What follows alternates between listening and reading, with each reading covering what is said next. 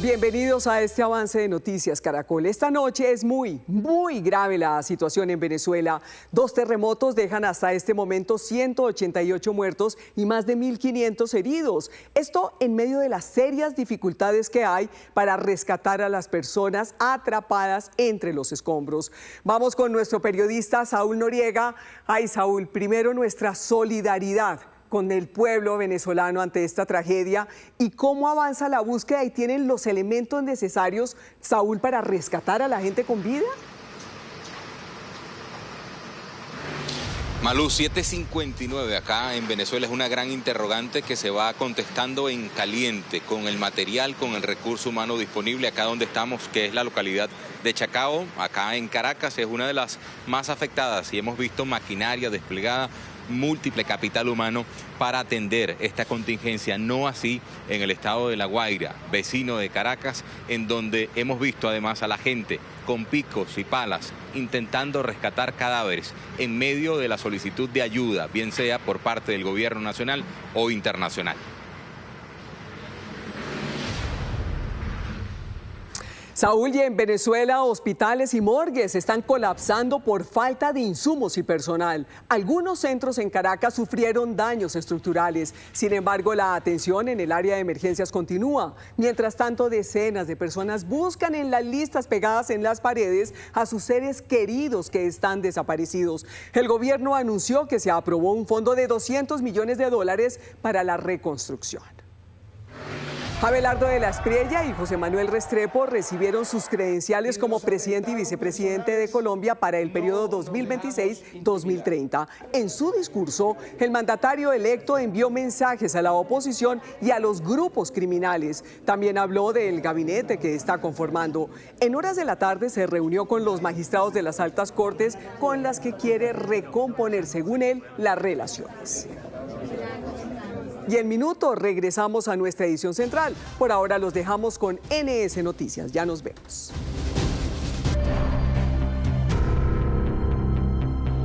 Gracias por seguir en la emisión central de Noticias Caracol. Ustedes ven en el mapa la ubicación de la población de Morón, epicentro de los 2 potentes terremotos que han provocado la tragedia más grave en la historia reciente de Venezuela.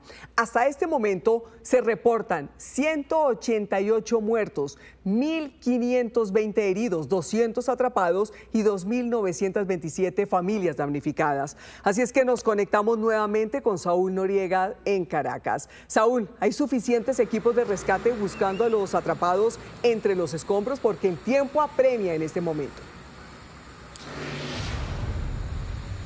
Malú, 8:38 acá en Venezuela, es la gran interrogante que se va respondiendo en caliente, sobre todo cuando vemos realidades distintas en varias partes de Venezuela. Acá donde estamos, el municipio de Chacao, vemos cómo ha llegado gran cantidad de maquinaria pesada para las labores de remoción escombro. No así ha ocurrido en La Guaira, donde hicimos el recorrido bien temprano y donde las falencias, la falta de ayuda y el clamor de la gente precisamente por la colaboración, no solamente en la alimentación, en la hidratación, sino en el rescate de las víctimas, es algo más que notorio en estas primeras 27 horas del desastre. Y todo pasa por un objetivo, la operación de rescate luego del desastre acá en Venezuela.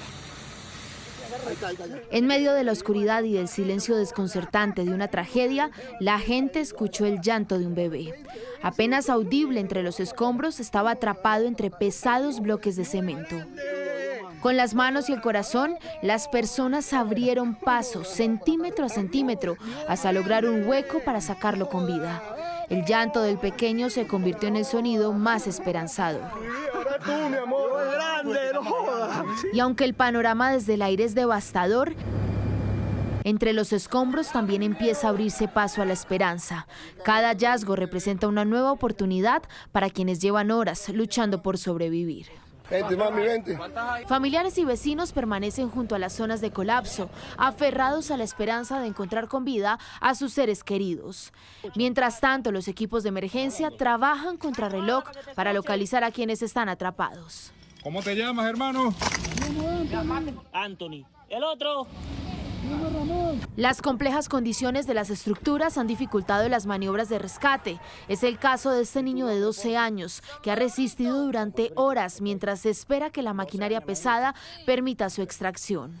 Tu brazo derecho no lo puedes mover, ¿cierto? No, no puedo moverme. Ok. La magnitud de la emergencia ha movilizado la solidaridad internacional. Colombia, España, El Salvador, República Dominicana y Estados Unidos ya han comenzado a desplegar equipos especializados para apoyar las labores de atención y rescate.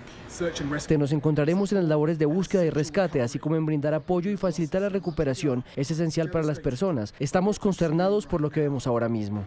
La esperanza sigue intacta, pero las horas avanzan. Esta mujer no puede moverse. Toneladas de concreto aprisionan la mitad de su cuerpo. Con las fuerzas que le quedan, ondea un trapo blanco hacia el cielo. Es su manera de decir que sigue viva, de hacerse visible entre tanta destrucción y que puedan ayudarla. Y como ella, muchos otros. Aquí la solidaridad es para todos. Cada perrito atrapado está siendo buscado, protegido y rescatado. Tómate poquito. Ya, no quiero más. Vamos a buscarla ya, papá. La dimensión del desastre supera en muchas ocasiones los recursos disponibles y la necesidad de ayuda continúa creciendo. ¿Quién nos brinda el apoyo?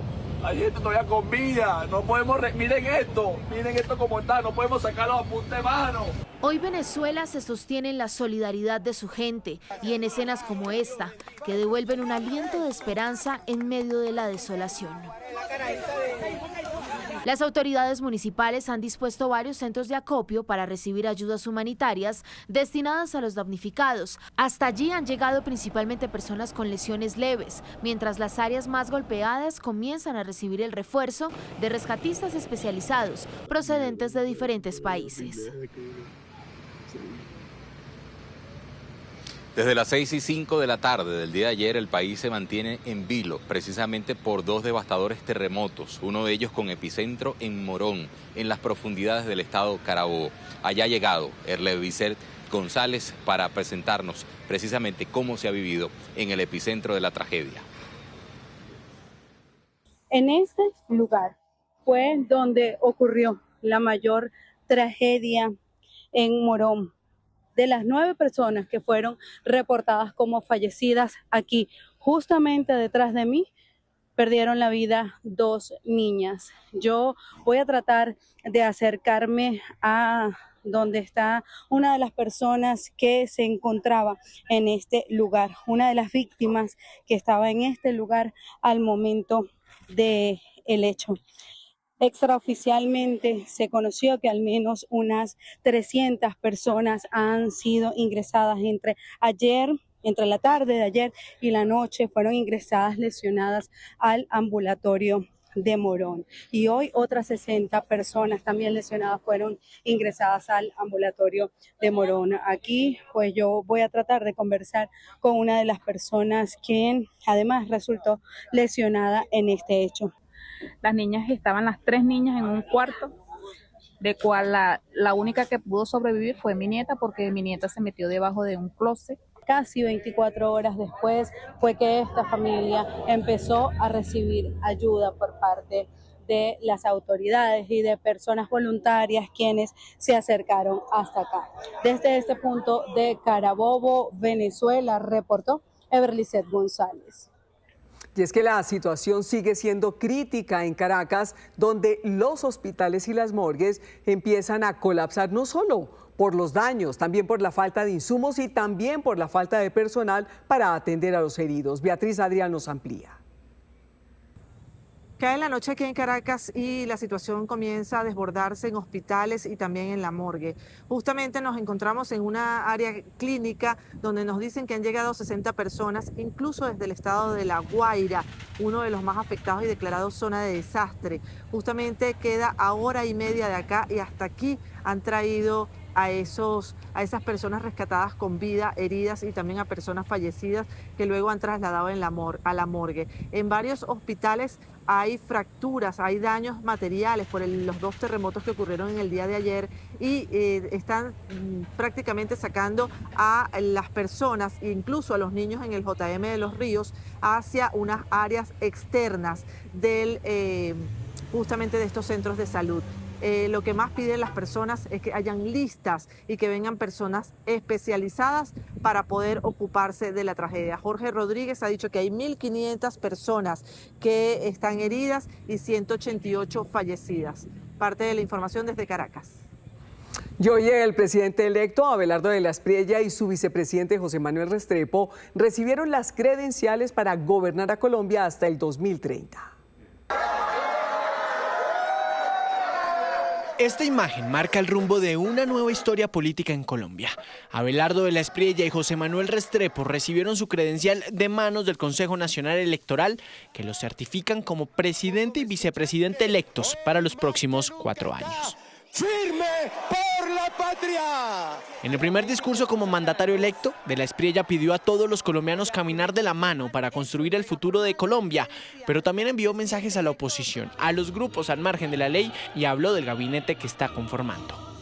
Mis compatriotas gozarán de plenas garantías para expresar su respaldo y también para discrepar de las políticas de mi gobierno.